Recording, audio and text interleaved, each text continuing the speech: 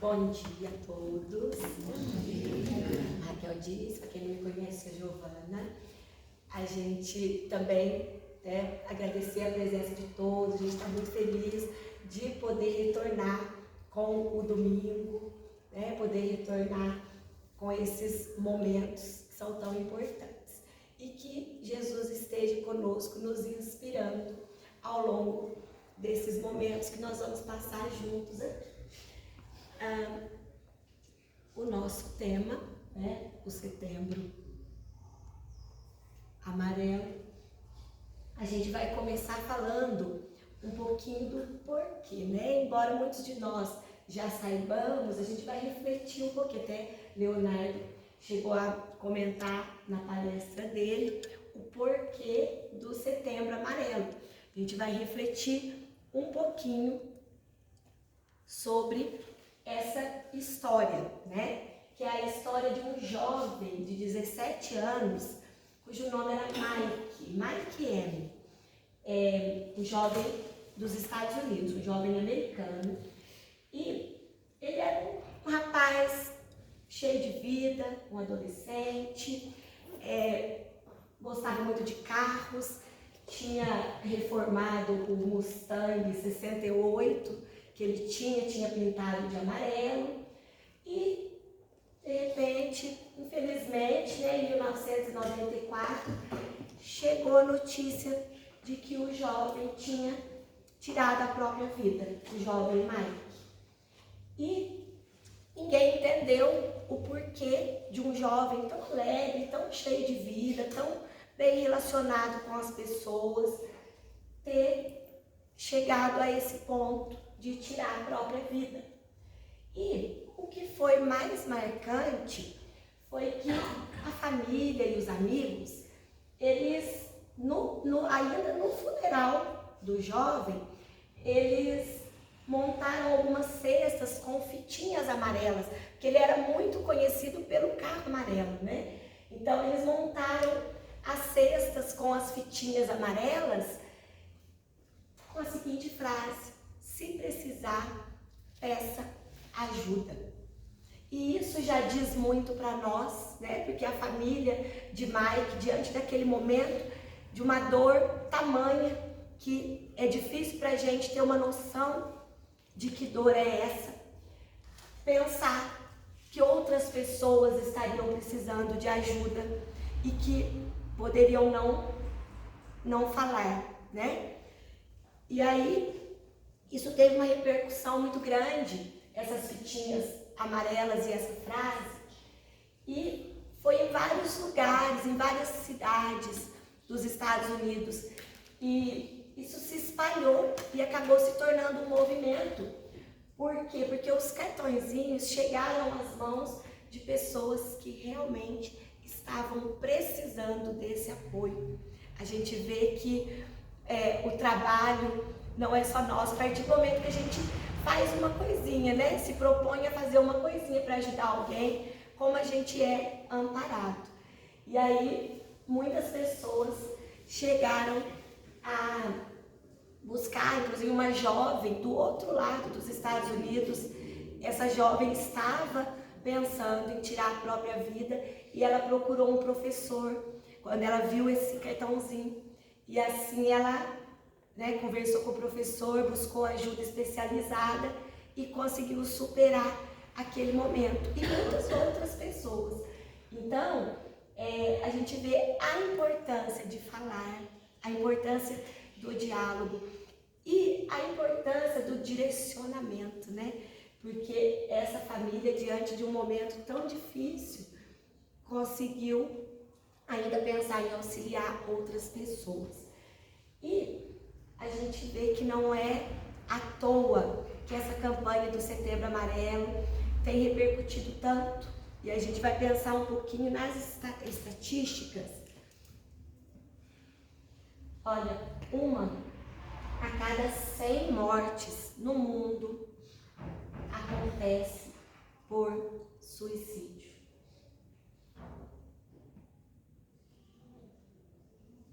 800.000 pessoas todos os anos se suicidam no mundo,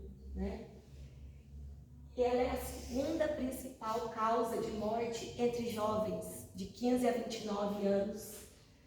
No Brasil, são 11 mil pessoas por ano que desistem da vida. E são estatísticas tão altas e a gente não se dá conta, parece que não se fala tanto, né? E a gente vê que, olha, a cada 40 segundos no mundo, uma pessoa tira a própria vida. E a cada 3 segundos, uma pessoa atenta contra a própria vida. E o Brasil é o 8º país em número de suicídios. Então, a gente pensar a quantidade de casos, né? 32 pessoas se suicidam por dia no Brasil. Se a gente vê uma reportagem no jornal com a morte de 32 pessoas, seja um ônibus, seja algum acidente, alguma coisa, alguma tragédia que acontece, a gente souber de alguma coisa, isso causa uma comoção tão grande. E todos os dias acontece e a gente não se dá conta. Por isso a necessidade de falar sobre o assunto, né? Por algum tempo achava-se que não se deveria falar de suicídio, porque achava-se que ia incentivar as pessoas que estivessem com ideação suicida de cometer o ato. Mas a própria Associação Brasileira de Psiquiatria, o Conselho Federal de Medicina e uma instituição chamada CVV, que é o Centro de Valorização da Vida, eles se uniram e criaram no Brasil, desde 2015, a campanha do Setembro Amarelo, justamente para que se fale sobre o assunto, porque os estudos mostram que quando a pessoa tem a chance de falar, ela sente alívio, ela sente que ela não está sozinha, que aquela dor não é só dela. Então, a importância de se falar. O mês de setembro é para levantar as questões, para mobilizar, mas é uma questão que deve ser refletida o ano todo, né? O tempo todo, porque são muitos casos, acontece muito, tem muita gente sofrendo no mundo, né? O suicídio, ele mata mais brasileiros do que as doenças como AIDS e câncer, né? Quando a gente pensa nessas doenças, a gente, né, já pensa como uma coisa muito séria e a gente não para pensar que o suicídio está na frente em número de casos, né? Então, a melhor maneira é o conhecimento. É o conhecimento que nos ajuda a saber o que fazer. É o conhecimento que nos ajuda a buscar o auxílio, né? É a partir do esclarecimento. Então, né, é como o lema da própria campanha, falar é a melhor solução. É claro que é importante a gente diferenciar, porque não se deve divulgar. A gente não vê tanta divulgação, né? Pelo número impactante de casos, a gente não vê tanta divulgação na mídia, porque divulgar o ato que alguém cometeu, isso é uma coisa que aumenta a dor das pessoas, né? E pode empoderar as pessoas que têm essa ideação.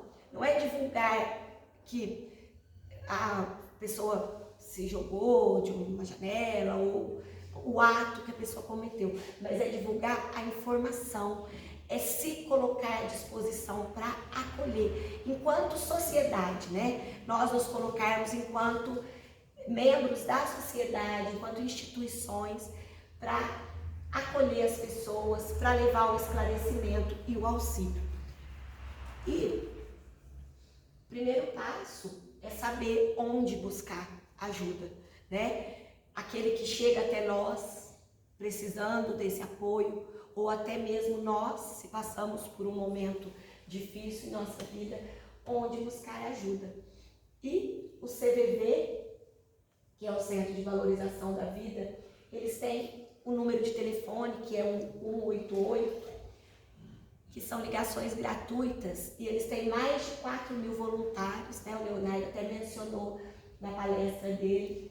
Eles têm mais de 4.000 voluntários, que são pessoas que estão preparadas para ouvir, para acolher e para orientar aqueles que estão precisando de ajuda. E eles atendem 24 horas por dia no Brasil inteiro. E também as unidades de saúde, o CAPS, né? E as unidades básicas de saúde, os postos de saúde, os centros de saúde, também têm profissionais preparados para atender as pessoas que estejam passando por momentos de dor e que pensem, né, cheguem a pensar em desistir da vida. E no momento de emergência, né, que possamos ficar sabendo, tem os serviços de emergência, que é o SAMU, a unidade pronto atendimentos, pronto socorros, né? Então, é preciso mobilizar e divulgar esse conhecimento. Sabemos que mais de 98% das pessoas que cometem suicídio ou que tentam suicídio estavam passando por algum momento, alguma depressão ou algum transtorno ligado a doenças mentais. Então, nós podemos oferecer o acolhimento e devemos, mas a ajuda profissional precisa atuar junto. Nós vamos falar um pouquinho da doutrina espírita, do papel do centro espírita diante de situações como essas. Mas o centro espírita, ele tem um papel importante o ano inteiro, como eu falei, para o auxílio, para levar esse acolhimento. Mas nós não podemos deixar de lado a ajuda profissional, né? Temos que atuar em duas frentes. E nós sabemos que o Espiritismo, ele traz muitos recursos para lidarmos com as dores da vida, né? E de um modo diferente da perspectiva materialista. E aqui é que nós podemos auxiliar aqueles que chegam às nossas casas espíritas, passando por algum momento de dor e que cheguem a pensar e atentar contra a própria vida, ou até nós mesmos, porque quem de nós pode dizer com certeza que diante de um momento de dor, de um momento extremo, a gente vai conseguir manter o equilíbrio.